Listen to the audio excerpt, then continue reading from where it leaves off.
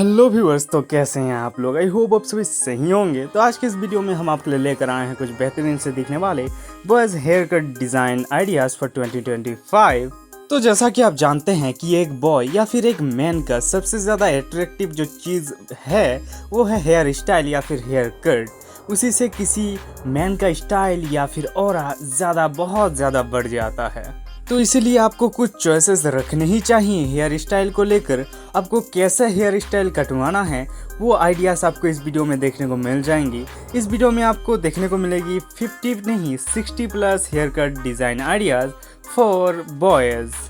तो हर एक हेयर कट्स को अच्छे से चेकआउट करने के लिए वीडियो में ज़रूर अंत तक बने रहेगा। इसके सिवाय हमारे चैनल पर आपको देखने को मिलेंगे different type of wallpapers like anime wallpapers, gods wallpapers और भी बहुत सारा के तरह के आपको वॉलपेपर्स देखने को मिलेंगे। उन्हें आप चेकआउट कर सकते हैं चैनल पर विजिट करके या फिर आई बटन पर आपको लिंक मिल जाएगा।